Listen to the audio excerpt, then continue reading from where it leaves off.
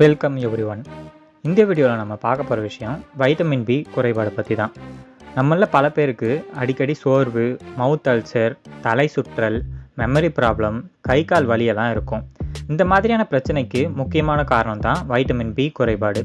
இந்த வீடியோவில் vitamin B சத்தோட வேலை என்ன, இந்த சத்து குறைஞ்சா என்ன ப்ராப்ளம் வரும், வைட்டமின் பி நிறைந்த உணவுகள் என்ன, இந்த சத்து யாருக்கெல்லாம் அதிகமாக தேவைப்படுதுன்னு தெளிவாக பார்க்கலாம். அதுக்கு முன்னாடி நீங்கள் இது வரைக்கும் நம்ம சேனலை சப்ஸ்கிரைப் பண்ணணும்னா மறக்காமல் சப்ஸ்கிரைப் பண்ணிடுங்க. என் பேர் ராஜேஷ். வாங்க வீடியோக்குள்ளே போகலாம். வைட்டமின் பின்றது தனிப்பட்ட ஒரு சத்து கிடையாது. இதில் B1, B2, B3, B5, B6, B7, B9, B12 மாதிரியான 8 வகையான ஒரு குழுவாக இருக்குது. அதனால தான் இந்த வைட்டமின் பி ஒரு முக்கியமான வைட்டமினாக பார்க்கப்படுது. இந்த வைட்டமின் பி நம்ம உடம்புல எனர்ஜி கொடுக்கறது, மூளை மற்றும் நரம்போட ஹெல்த்தை மெயின்டைன் பண்ணுறது, ரத்த செல் உற்பத்திக்கு ஹெல்ப் பண்ணுறது, தோல் மற்றும் மூளையோட ஷைனிங்கை மெயின்டைன் பண்ணுறதுன்னு பல வேலைகளை பார்க்குது.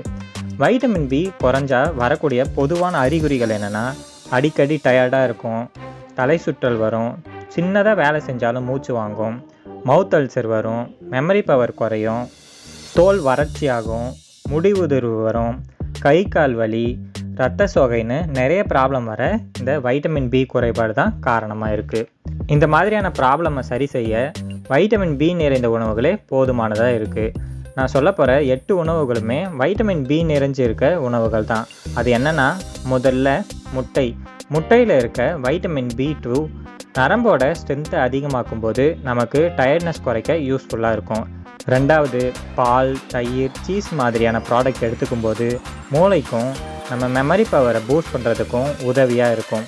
மூணாவது, கோதுமை, ஓட்ஸ் மாதிரியான முழு தானியங்கள் எடுத்துக்கும் போது நம்ம உடம்போட எனர்ஜி லெவல் ஸ்டேபிளாக இருக்கும். நாலாவது, பசலைக்கீரை, முருங்கைக்கீரை, ப்ரக்கோலி மாதிரியான பச்சை காய்கறிகள் எடுத்துக்கும் போது உடல் வளர்ச்சிக்கு உதவியாக இருக்கும். முக்கியமாக ப்ரெக்னன்சி டைமில் சாப்பிடும்போது குழந்தையோட மூளை வளர்ச்சிக்கு ரொம்ப உதவியாக இருக்கும். அஞ்சாவது, பருப்பு, பயிர் வகைகளை எடுத்துக்கும் போது இரத்த செல்களோட உற்பத்தி அதிகமாகும். ஆறாவது, நான்வெஜ் ஃபுட்ஸ், மீன் மற்றும் இறைச்சிகளில் அதிகப்படியான வைட்டமின் B12 இருக்கிறதுனால அனிமியா வர்றதை முற்றிலுமாக தடுக்க முடியும். ஏழாவது, வாழைப்பழம். இதில் வைட்டமின் B6 அதிகமாக இருக்கிறதுனால உணவு செரிமானம் ஆகிறதுக்கும் மூட் ஸ்விங்கை குறைக்கிறதுக்கும் ஹெல்ப்ஃபுல்லாக இருக்கும். லாஸ்ட்டாக, பாதாம், முந்திரி, வால்நட்ஸ், சன்ஃப்ளவர் சீட்ஸை சாப்பிடும்போது நம்ம நரம்பு சம்மந்தப்பட்ட பிரச்சனையெல்லாம் காணாமல் போயிடும். இயற்கையாக உணவில் கிடைக்கிற வைட்டமின் பி சத்துக்களை முதன்மையாக எடுத்துக்கோங்க. ஒருவேளை சிவியர் டெஃபிஷியன்சி இருந்தால் டாக்டரை கன்சல்ட் பண்ணிவிட்டு சப்ளிமெண்ட் எடுத்துக்கோங்க. சுயமாக மாத்திரைகள் சாப்பிட்றத தவிர்க்கிறது ரொம்பவே நல்லது. யாருக்கெல்லாம் வைட்டமின் பி அதிகம் தேவைப்படுதுன்னா, குழந்தைகள், கர்ப்பிணி பெண்கள், பாலூட்டும் தாய்மார்கள், வயசானவங்க, ஸ்ட்ரிக்ட் வெஜிடேரியன்ஸ், ஆல்கஹால் குடிக்கிறவங்க, அதிக உடல் சோர்வு இருக்கவங்கெல்லாம் கட்டாயம் நான் சொன்ன உணவுகளை ஃபாலோ பண்ணுங்கள். இந்த வீடியோ உங்களுக்கு யூஸ்ஃபுல்லாக இருக்கும்னு நம்புகிறேன். இந்த வீடியோ உங்களுக்கு பிடிச்சிருந்தால் லைக் பண்ணுங்கள், உங்கள் சந்தேகங்களை கமெண்ட் பண்ணுங்கள், மறக்காமல் இந்த சேனலை சப்ஸ்கிரைப் பண்ணுங்கள். தேங்க்யூ.